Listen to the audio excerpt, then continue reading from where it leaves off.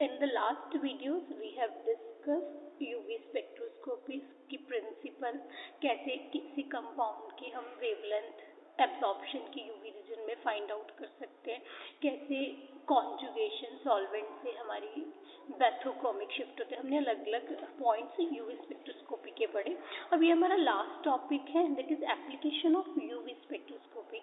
UV spectroscopy का use करके हम कहाँ पे एडवांटेज ले सकते हैं, क्या क्या मतलब हम इनके फायदे उठा सकते हैं। सबसे पहले हमारे पास है डिटेक्शन ऑफ फंक्शनल ग्रुप।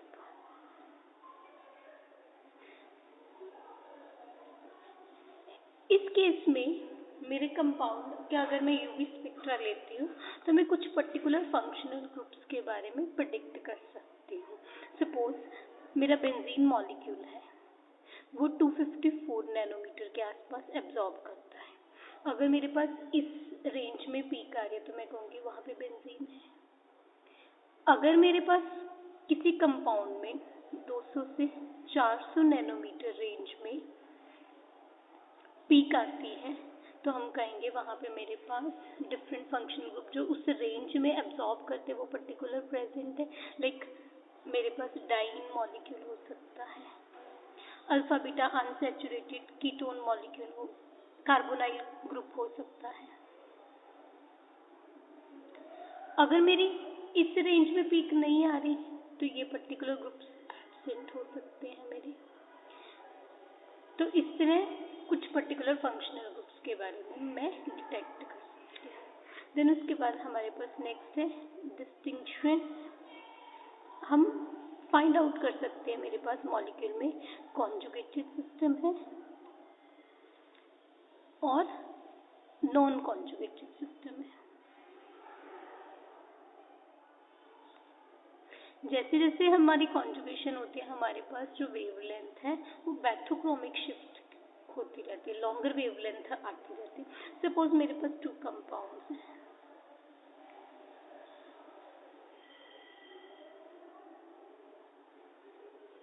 ये मेरा alpha beta unsaturated carbonyl compound है। दूसरा कंपाउंड मेरे पास ये वाला है। सपोज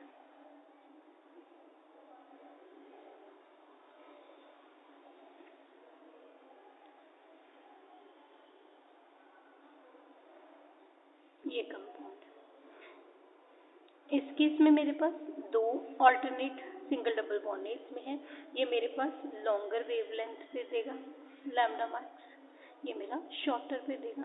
तो मैं सपोज मुझे दोनों कंपाउंड्स का यूवी स्पेक्ट्रम में वेवलेंथ दी हुई है, जो मेरी लॉन्गर वाली है वो इस कंपाउंड की है, जो मेरी शॉर्टर वाली है इस कंपाउंड, बिकॉज इस केस में कॉन्जुगेशन है, इस केस में कॉन्जुगेशन है। तो इस तरह मैं मेरे मॉलिक्यूल में कॉन्जुगेशन है या नहीं है वो बता सकती हूँ। देन उसके बाद है एक्सटेंट ऑफ कॉन्जुगेशन। हमने पढ़ा जब मेरे मॉलिक्यूल में इथाइलिन में एक डबल बॉन्ड है 175 नैनोमीटर के आसपास एब्जॉर्प्शन होती है। जब मेरे पास ब्यूट 13 डाइन आया, मेरे पास 200 समथिंग पे एब्जॉर्प्शन होगी। मेरी उस केस में 217 के आसपास एब्जॉर्प्शन हो जाती है। जब मेरे पास बीटा कैरोटीन आया, मेरे पास वो विजिबल रेंज में आ गया 430 नैनोमीटर के आसपास। यहाँ पे मेरे पास 11 कॉन्जुगेटेड डबल बॉन्ड्स थे। तो जैसे जैसे मेरी कॉन्जुगेशन बढ़ती जाएगी मेरे पास wavelength shift, red shift means increase wavelength होगी। तो अगर मेरे पास यूवी रेंज की बजाय विजिबल रेंज में पीक आ रही है तो मैं कहूँगी मेरे पास इस कंपाउंड में बहुत ज़्यादा डबल बॉन्ड कॉन्जुगेशन में पड़े हैं। तो इस तरह में कितने मेरे पास डबल बॉन्ड कॉन्जुगेशन में एक्सटेंट ऑफ कॉन्जुगेशन बता सकती हूँ। देन उसके बाद हमारे पास है डिटेक्शन ऑफ इम्प्योरिटीज।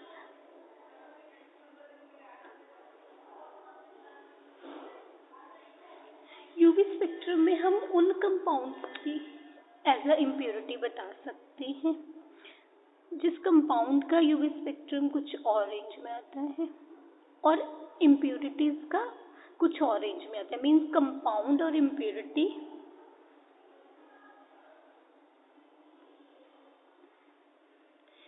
इंटरफेयर नहीं करते हैं, not interfere in terms of UV spectrum. Suppose मेरे पास इथेनॉल मॉलिक्यूल है, इथेनॉल मेरा यूवी रेंज में नहीं आता। अगर उसमें बेंजीन इम्प्योरिटी है, मेरे पास इथेनॉल का सैंपल है और उसमें बेंजीन इम्प्योरिटी है, तो मेरे पास 254 नैनोमीटर में पीक आ जाएगी। इथेनॉल उस रेंज में नहीं देता।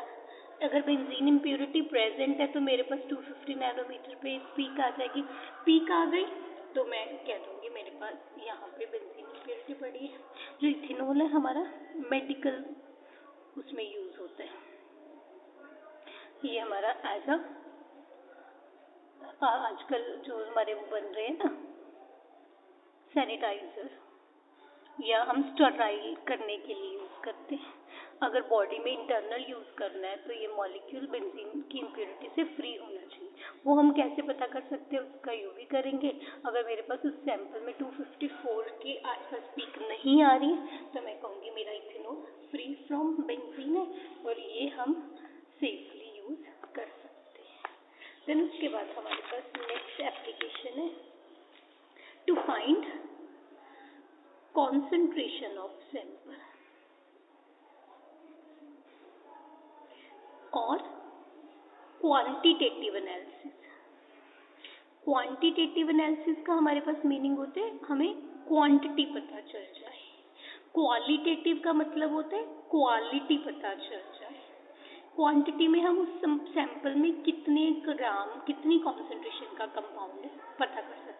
हमारे पास क्या होता है, absorbance is equal to molar absorptivity या extinction coefficient into concentration into length होता है। यूवी से मुझे कंपाउंड की एब्जॉर्बेंस ए की वैल्यू पता चल सकती है। मोलर एक्सटिंक्शन कोएफिशिएंट हमारे पास हर वेवलेंथ में ये वैल्यू आती है, ये पता चल गया। एक पर्टिकुलर ट्यूब में दैट इज लेंथ वाली ट्यूब में हमने सैंपल करा। अगर मुझे इस इक्वेशन में ये तीन फैक्टर्स पता है तो मैं कॉन्सेंट्रेशन कैलकुलेट कर सकती हूँ। तो मैं किसी भी सैंपल में कॉन्सेंट्रेशन या क्वांटिटेटिव एनालिसिस से फाइंड आउट कर सकती हूँ। देन उसके बाद हमारे पास नेक्स्ट है टू डिटरमिन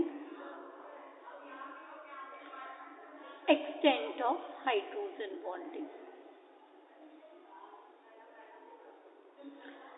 हाइड्रोजन बॉन्डिंग का हम एक्सटेंट कैसे पता कर सकते हैं। सपोज मेरे पास एक कार्बोनाइल कंपाउंड था एसीटोन, ये मेरा जब मैं हेक्सेन में लेती हूँ मेरे पास 279 के आसपास वेवलेंथ नैनोमीटर एब्जॉर्ब करता है।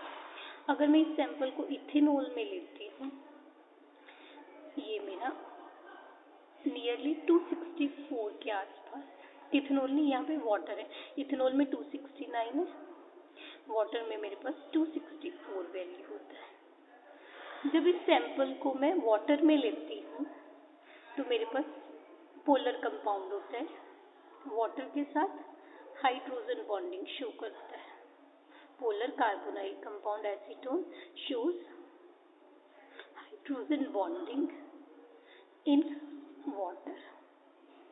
जब मैं नॉन पोलर से हेक्सेन से पोलर सॉल्वेंट वाटर में लेती हूँ मेरे पास अप्रॉक्सीमेटली वेवलेंथ 279 से 264 आ रहा है, 14 पॉइंट समथिंग 15 के नैनोमीटर के आसपास डिक्रीज हो रही है। और जब 15 नैनोमीटर मेरी वेवलेंथ डिक्रीज हो रही है वो अप्रॉक्सीमेटली 5 किलो कैलोरी हमारे पास एनर्जी आती है। दैट मीन्स उस केस में जो मेरे पास हाइड्रोजन बॉन्डिंग है कार्बोनाइल कंपाउंड एंड वाटर की, उनका जो स्ट्रेंथ है बॉन्ड की 5 किलो कैलोरी के आसपास है। तो इस तरह मैं extent of hydrogen bonding find out कर सकती हूँ। देन उसके बाद हमारे पास नेक्स्ट है to identify geometrical isomers. Geometrical isomers मेरे सिस एंड ट्रांस होते हैं। सिस में मेरे पास आइडेंटिकल ग्रुप्स सेम साइड होते हैं, ट्रांस में मेरे आइडेंटिकल ग्रुप्स ऑपोजिट साइड होते हैं। और तुम ये कह सकते हो यहाँ स्टीरिकली हिंड्रेंस लेस है, यहाँ मेरे स्टीरिक हिंड्रेंस मोर है। अब जब मेरे पास कोई ऐसा कंपाउंड है जहाँ पे कार्बन कार्बन डबल बॉन्ड के साथ हैवी ग्रुप्स लगे हुए हैं, सपोज मेरे पास ये कंपाउंड है, ये मेरी सिस फॉर्म होगी और ये मेरे पास ट्रांसफॉर्म हो गई। अब इस केस में सिस फॉर्म है, वो शॉर्टर वेवलेंथ पे यूवी एब्जॉर्प्शन करेगी और ये मेरी लॉन्गर वेवलेंथ पे करेगी। In case of cis compound हमारे पास 278 नैनोमीटर आता है और इस केस में हमारे पास 294 आता है। यहाँ पे जो मेरे पास ई मैक्स की वैल्यू है सिस के केस में 9350 होती है, ट्रांस के केस में हमारे पास ई मैक्स की वैल्यू 24,000 होती है, मीन्स हाई इंटेंसिटी वैल्यू होती है। ऐसा क्यों है? जो मेरा यहाँ फिनाइल ग्रुप है और ये डबल बॉन्ड है, इस केस में ये स्टीरिकली हिंड्रेड होके ये मॉलिक्यूल दोनों प्लेनर नहीं होते, नॉन प्लेनर हो गए, तो इस केस में इफेक्टिव ओवरलैपिंग नहीं होती। इफेक्टिव ओवरलैपिंग नहीं होती तो मेरे पास लो वेवलेंथ आती है। इस केस में ट्रांस है, दोनों ऑपोजिट साइड है, तो उस केस में मेरे पास इनमें इफेक्टिव ओवरलैपिंग हो जाती है, तो मेरे पास हाई वेवलेंथ पे आते हैं। इस केस में मेरी पाई ट्रांजिशंस हाई एनर्जी की हो जाएंगी। इस केस में ओवरलैप बिकॉज हैवी ग्रुप्स होने की वजह से नॉन प्लेनर हो गए, पाई मेरे नॉन प्लेनर हो गए, तो उस केस में ओवरलैपिंग प्रॉपर नहीं हो पाएगी, तो मेरे पास लॉन्गर शॉर्टर वेवलेंथ पे आ जाएंगे। तो इस तरह अगर मेरे पास एक सिस फॉर्म है और एक ट्रांसफॉर्म है, दोनों का यूवी स्पेक्ट्रम दिया हुआ है, जो मेरे पास लॉन्गर वेवलेंथ वाला होएगा वो मैं कह दूँगी मेरी ट्रांसफॉर्म है, जो शॉर्टर वाला मैं कह दूँगी मेरे पास सिस फॉर्म है। देन उसके बाद है कीटो इनोल टोटोमेरिज्म।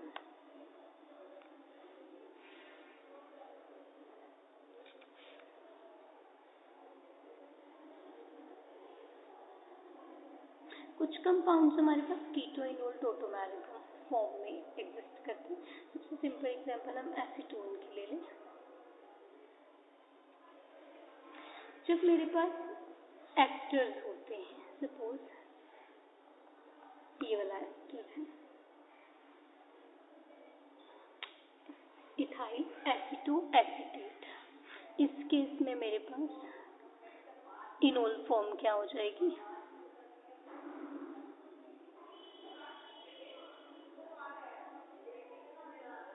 यहाँ मेरे पास हाइड्रोजन बॉन्डिंग हो जाती है। अगर मेरे पास एसिटाइल एसीटोन है, इस केस में मेरे पास क्या होता है? CH3COH double bond C double bond CH3। इस केस में मेरे पास कीटो फॉर्म मोर अमाउंट में होती है, इनोल फॉर्म लेस अमाउंट में होती है, बिकॉज इस केस में उतने एक्सटेंट तक स्टेबलाइज नहीं होता है।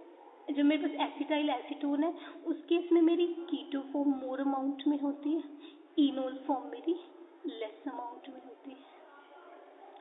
इनोल फॉर्म मोर होती है एंड कीटो फॉर्म मेरी लेस होती है।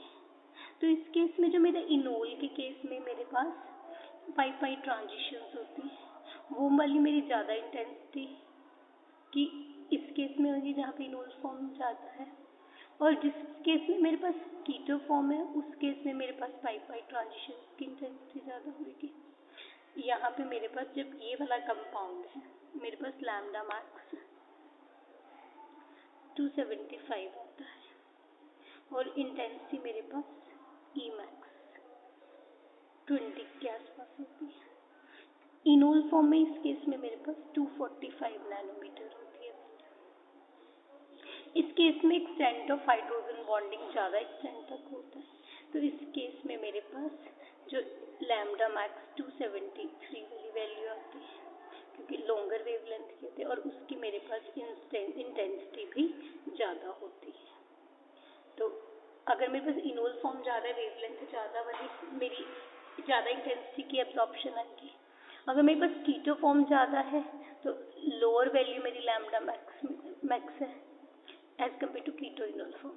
इस केस में 245 है वैल्यू, इस केस में 275 है। ये वाली ज़्यादा मेरी इंटेंस पीक आएगी, इस केस में ये वाली पीक ज़्यादा इंटेंस आएगी क्योंकि मेरे पास ये ज़्यादा अमाउंट में पड़ी है। तो इस तरह मैं इजीली प्रेडिक्ट कर लेती हूँ मेरे पास इक्विलिब्रियम में कीटो इनोल में कौन सी फॉर्म ज़्यादा अमाउंट में पड़ी है। देन उसके बाद हमारे पास है determination of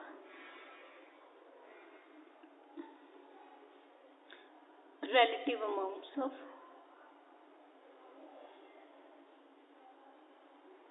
keto enol forms। ये हमारे पास है keto and enol form. Keto form हमारी ज़्यादा पोलर होती है ग्राउंड स्टेट में, तो पोलर सॉल्वेंट में कीटो की कॉन्सेंट्रेशन बढ़ जाएगी, नॉन पोलर सॉल्वेंट में मेरे पास इसकी कॉन्सेंट्रेशन बढ़ जाएगी। तो इस तरह अगर मुझे इनोल की अमाउंट फाइंड आउट करनी है तो मैं नॉन पोलर सॉल्वेंट यूज़ कर लूँगी। नॉन पोलर सॉल्वेंट हेक्सेन, उसमें मेरे पास ज़्यादा अमाउंट इनोल फॉर्म आएगी।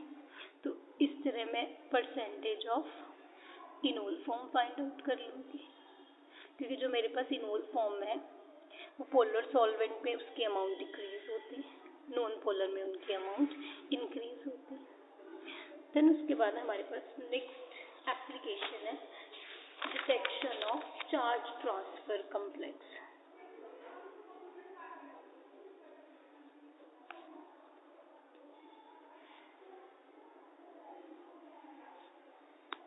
चार्ज ट्रांसफर कॉम्प्लेक्स क्या होते हैं?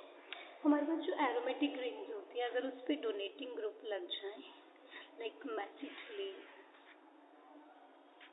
और कुछ एरोमेटिक रिंग जहाँ पे विथड्रॉइंग ग्रुप लगे हों लाइक पिक्रिक एसिड, जब मैं इन दोनों को मिक्स करती हूँ तो मेरे पास एक येलो सॉलिड बनता है, पिक्रेट होता है। तो मेरा चार्ज ट्रांसफर कॉम्प्लेक्स है, ये रिंग पे विथड्रॉइंग ग्रुप होने की वजह से पार्शियल पॉजिटिव चार्ज आता है और यहाँ पे नेगेटिव डोनेटिंग ग्रुप, तो ये पॉजिटिव नेगेटिव आपस में इंटरेक्ट करके हमें चार्ज ट्रांसफर कॉम्प्लेक्स दे देते हैं। और ये दोनों हमें यूवी एब्जॉर्प्शन जो इनके पेरेंट मॉलिक्यूल है उससे डिफरेंट वैल्यू पे देते हैं। तो किसी कंपाउंड में किसी दो जब मैं मॉलिक्यूल इलेक्ट्रॉन रिच और इलेक्ट्रॉन डेफिशिएंट रिंग को मिक्स कर देती हूँ कंपाउंड्स को, अगर मेरे पास इस केस में चार्ज ट्रांसफर कॉम्प्लेक्स बन रहा है तो हम इजीली प्रेडिक्ट कर देंगे on the basis of UV spectrum. कहते अब हमारे पास जब आयोडीन है, आयोडीन मॉलिक्यूल बेंजीन में एब्जॉर्ब होता है, आयोडीन इन बेंजीन, जो बेंजीन है वो मुझे 254 नैनोमीटर पे पीक देती है। आयोडीन कलर्ड कंपाउंड है, हमें 500 नैनोमीटर पे देता है। जब मैं इन दोनों को मिक्स करती हूँ मेरे पास चार्ज ट्रांसफर कॉम्प्लेक्स बनता है, और उस केस में मेरे पास चार्ज ट्रांसफर कॉम्प्लेक्स की वैल्यू 290 नैनोमीटर के आसपास आती है। मैंने पेरेंट अगर मेरे पास इन दोनों को मिक्स करने पे 290 पे पीक आ रही है तो मैं कहूँगी यहाँ पे चार्ज ट्रांसफर कॉम्प्लेक्स बन गया है। तो किसी केस में चार्ज ट्रांसफर कॉम्प्लेक्स बन रहा है वो on the basis of UV of compound हम इजीली प्रेडिक्ट कर सकते हैं। देन उसके बाद हमारे पास नेक्स्ट है study of hindered rotation. Study of hindered rotation हम ऑलरेडी डिस्कस कर चुके हैं सिस एंड ट्रांस वाले एग्जाम्पल। सिस के केस में हैवी ग्रुप सेम साइड पे होते हैं, मेरा मॉलिक्यूल नॉन प्लेनर होता है, लो वैल्यू पे रहता है। ट्रांस के केस में ऑपोजिट साइड हैवी ग्रुप्स होते हैं, मॉलिक्यूल प्लेनर रहता है, तो मेरे पास लैम्डा मैक्सिमम हाई वैल्यू पे आता है। ऐसे हमारे पास बाइफेनाइल रिंग होती है।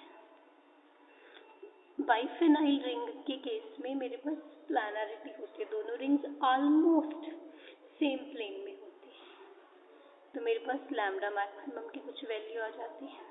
बट अगर मेरे पास ऑर्थो पोजीशन पे हैवी ग्रुप्स लग जाएं लाइक दोनों रिंग्स में, बिकॉज ऑफ स्टीरिक हिंड्रेंस ये रिंग्स नॉन प्लेनर हो जाती हैं, नॉन प्लेनर हो जाती हैं, तो उस केस में मेरे पास एक रिंग कुछ एंगल पे रोटेट कर जाती है। नॉन प्लेनर है, मैं यहाँ पे डार्क शोड दिखा रही हूँ।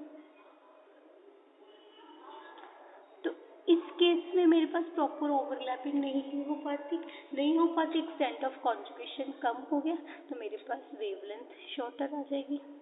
तो किसी मॉलिक्यूल में हिंडर्ड रोटेशन है, मेरा मॉलिक्यूल प्लेनर नहीं है, नॉन प्लेनर है, हम यूवी उस कंपाउंड का करके कर सकते हैं। जब मेरे पास प्लेनर रिंग होती है, लैम्डा मैक्सिमम हाई वैल्यू पे आता है, उसकी हमारे पास मोलर एक्सटिंक्शन कोएफिशिएंट की वैल्यू भी ज़्यादा होती है।